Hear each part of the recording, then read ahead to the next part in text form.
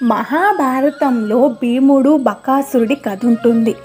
మాయాజూదంలో ధర్మరాజుని రెండవసారి ఓడించి పాండవులని వారణావతారంలో లంక ఇంట్లో ఉంచి కాల్చాలని పథకం వేస్తాడు. విదురుని సహాయంతో వాళ్ళందరూ తప్పించుకుంటారు.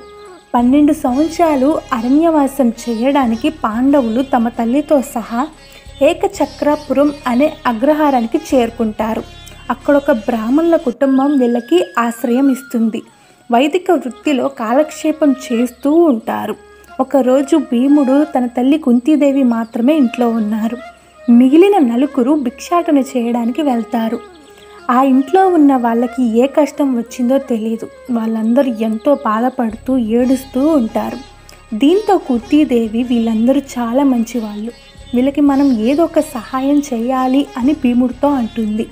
దీంతో భీముడు తప్పకుండా చేద్దామమ్మా, ఏంటో కనుక్కోనరా అని చెప్తాడు. అప్పుడు ఆ కుటుంబం ఇలా చెప్తారు: యమునా నది తీరాన బకుడు అనే ఒక రాక్షసుడున్నాడు. వాడు ఊరి మీద పడి ప్రజల్ని చంపి తింటూ ఉండేవాడు. దాంతో ఊరి పెద్దలందరూ అతనితో మాట్లాడతారు.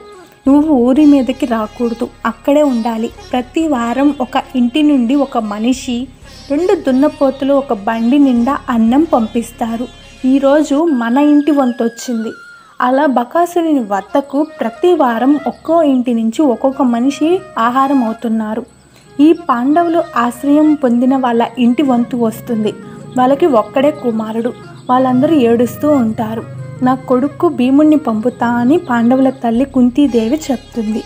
భీముడు కూడా నేను వెళ్తాను అని సంతోషంగా చెప్తాడు. ఇంతలో మిగతా సోదరులు వచ్చి భయపడతారు. అప్పుడు కుంతీదేవి, వీడు పుట్టిన 10వ రోజే నా చేతిలో నుంచి జారి కింద పడ్డాడు. అది కూడా ఒక రాయున్న ప్రదేశం. వీడికి దెబ్బ తగిలిందేమో అని నేను చాలా భయపడ్డాను. తీరా చూస్తే వీడి శరీర భాగానికి ఆ కొండరాయే ముక్కలైంది. వీడు అంత గట్టివాడు. అలా అందరికీ నచ్చ చెప్పి ఆ అబ్బాయికి బదులుగా భీముడిని పంపిస్తుంది కుంతీదేవి. ఆ గ్రామ సమీపం దాటిన తర్వాత బకాసురునికి తీసుకొని వెళ్ళే వరకు ఆహారం అంతా భీముడు తినేస్తాడు. ఆ తర్వాత బకాసురుని వద్దకు వెళ్తాడు. ఆహారం లేకుండా వచ్చావు, నిన్ను తినేస్తా అంటూ భీముడి మీదకి వస్తాడు. దీంతో వారిద్దరి మధ్య యుద్ధం జరుగుతుంది.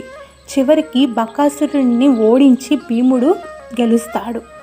దీంతో ఆ ఊరి ప్రజలందరూ ఆనందంతో ఏకచక్రాపురంలో ఆనంద ఉత్సవాలతో జాతి, కుల, మత, వర్గ భేదాలు లేకుండా ప్రత్యేకంగా జరుపుకునే పండగ దీపావళి అని పురాణాలు చెప్తున్నాయి.